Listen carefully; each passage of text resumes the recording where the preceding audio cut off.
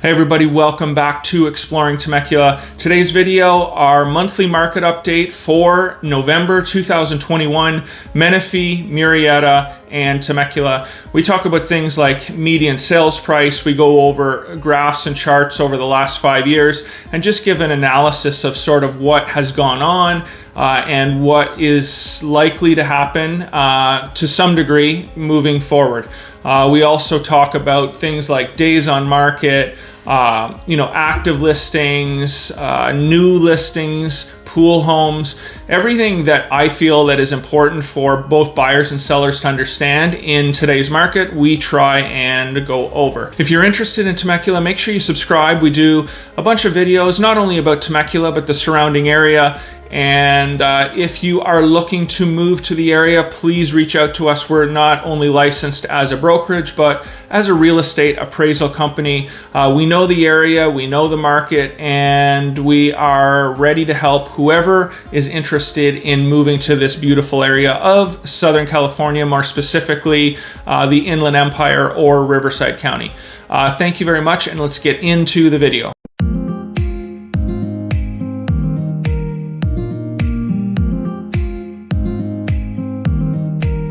Hey everybody, welcome back to Exploring Temecula's November 2021 market update. As you can see up here, Temecula, Murrieta, and Menifee, those are the three cities we focus on now, not only because I like a bigger sample size, but I also do a lot of work in these three areas.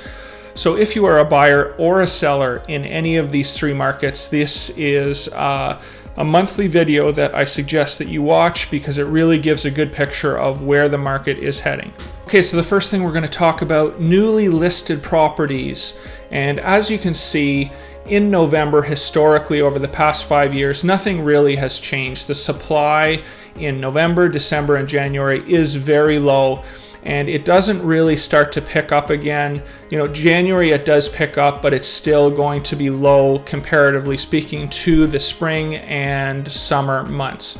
So here we are, as of November, we had 143 newly listed properties in Temecula, 160 in Murrieta, and 171 in Menifee. Okay, so next up, days on the market. And in my opinion, it's a very important barometer of sort of what is going on overall. We had historic lows for around 6 months where homes are only staying on the market for 6 or 7 days. And I said this in a few other videos. It's really less than that because most agents will list a property on a Thursday. They won't accept an offer till the following Monday or Tuesday, even though they have offers over the weekend. So as you can see here, we have basically doubled our days on the market from April. We had it on average around 5 in April. Now we're up to 11, 10, and 11 for the month of November. Why is this important? Well, even though the supply is really, really down in the month of November, you're starting to see higher days on market. Why is this happening? Well, in my opinion, sellers are reaching. They are trying to sell an average home for the same price as their neighbors just sold down the street with a pool and fully upgraded. So it's just getting to the point, in my opinion, where you really have to be accurate in where you list your property. A lot of these homes now that I'm seeing, and I just had this happen, we had a substantial price drop on a home that we just got accepted. Basically, they dropped the home price $60,000, and it was more in line with what the home was actually worth in that neighborhood.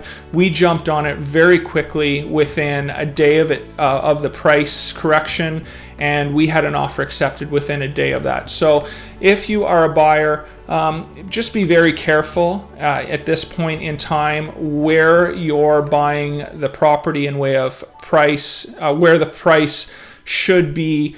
Make sure you have an agent that understands valuing a property and valuing a market in that specific neighborhood. Nothing worse than overpaying $20,000, $30,000 for a home that you really didn't need to do. In way of when I want to talk about sellers in this market, very similar. If you have a home that you really haven't done much to over the last 10 years, it doesn't have a pool and it doesn't have a view, you better be prepared to price it properly, or it's going to sit on the market. And the problem for you as a seller in this market, if you price it too high, if it does get to 20, 25, 30 days, you definitely are going to get less for your property overall, because buyers understand that homes are flying off the market if they're priced properly still. And if your home is 30 days in the market, you're either A, not going to get showings, or B, you're even going to get less than what it's actually worth, because a buyer is definitely going to maybe try and take advantage of that situation in this current market. So overall, just the point of this and showing this is, if you're a buyer, don't pay too much for the home in this market where we're at right now.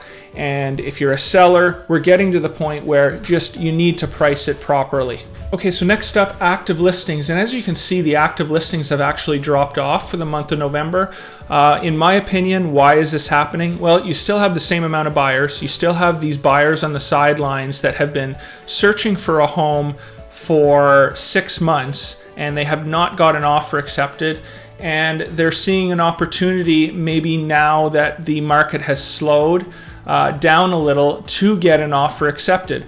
Yes, there are less homes on the market in November, but in my opinion, there are less buyers. People are just not searching, generally speaking, through Thanksgiving and Christmas, and they're not wanting to be moving at this time. So, you have these buyers that, are still looking, maybe less offers on homes, maybe more options or opportunities in regards to getting an offer accepted. So with less listings coming on the market and the same amount of buyers looking for properties, it stands to reason that you can see this going down for the next couple months, until we see the supply in way of active listings go up again, January, February, and March. We're going to do showings per listing, and this is pretty crazy. I just wanted to point this out. In April, the average days on market was 5 days, and you were getting 21 day showings in Temecula, 18 in Murrieta, and 13 in Menifee. That's pretty crazy. You could just imagine how busy your home would be during that weekend in regards to showings. And it has dropped off to half of that number. And in my opinion, the reason, just generally speaking, the reason that the showings are going down is because the home prices are going up, and a lot of buyers are just getting priced out of these areas. When the home prices go in 6 months from, on average, $400,000 to $600,000 in a certain area, buyers aren't making that much more in their job to be able to handle that much of a price increase. So it just stands to reason that showings are going to go down on average for every single home.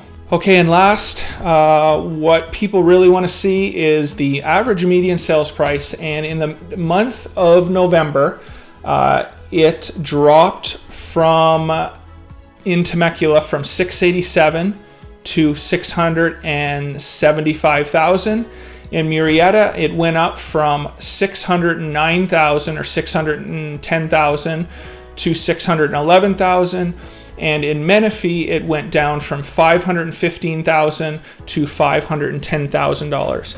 I speak about this a lot in my videos. Until I see data for 3 to 4 months, going either A, in an upward direction, B, sideways direction, or C, in a downward direction, I'm not really ready to call where the market might be heading for the year of 2021.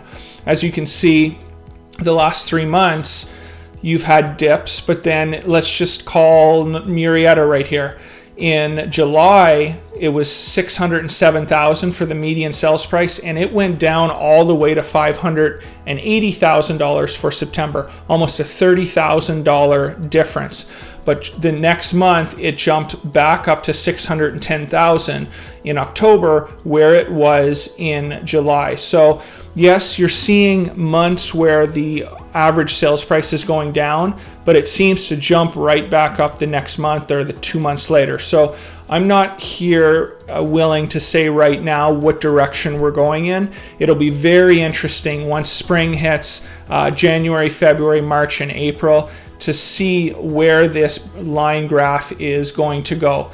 And I'll be able to make a more educated decision, as well as you guys will be watching these videos, when you're seeing either an uptick, a sideways graph, or a downturn, and you'll be able to tell sort of where the market might be headed for the latter part of 2022. Okay, and finally, I wanted to talk about pool homes. One of the things that I've talked about regularly over the last year was how much pool homes have increased in value. 20 years ago, 10 years ago, if you put $60,000 in regards to a pool in the backyard, on the resale of that home, you would get around $20,000, maybe $25,000 back from that original investment of $60,000 on a pool. In the last 6 months to a year, you are seeing pool homes get full value. So if you spent $60,000 on a nice pool, you are definitely getting that money back. Really hasn't happened in a very, very long time, as long as I've been in real estate. So if you're a seller and have a pool, yes, you can take advantage of this market. And if you're a buyer wanting a pool, either A, be willing to pay up, or B, I am telling buyers, have been telling buyers in the past 6 months, it might be better just to buy a home without a pool, spend the $80,000, put something in that you absolutely love, that's brand new, that's beautiful, with a warranty, and you're really not losing too much in regards to what you would have paid for a pool home originally. And we'll just go over, so has a pool, let's just keep these numbers. I want to go back and forth. So in Temecula, pool homes on average for the month of November are selling for $762,000. If the home in Temecula doesn't have a pool, it's $630,000. That is a huge difference, guys. When we go down to Murrieta, if the home does not have a pool, its average sales price is $585,000. If it does have a pool, it goes all the way up to $786,000. That is just unbelievable, the difference in the average sales price for having a pool as opposed to not having a pool. So everybody just be aware of that, both buyers and sellers. I think that regardless of what you're trying to do, you can take advantage of that. So there you have it, guys. If you have any more specific questions, I try and keep these videos fairly short just so I'm not boring you. But if you want specific information on a specific property in a specific neighborhood, please reach out. We're licensed as both a real estate brokerage and an appraisal company, so we can definitely give you an accurate number on what your home is going to be not only worth, but what it would probably sell for. Do not rely on Zillow. It's been the last 6 months, not to get into it, but do not trust estimates at this point in time.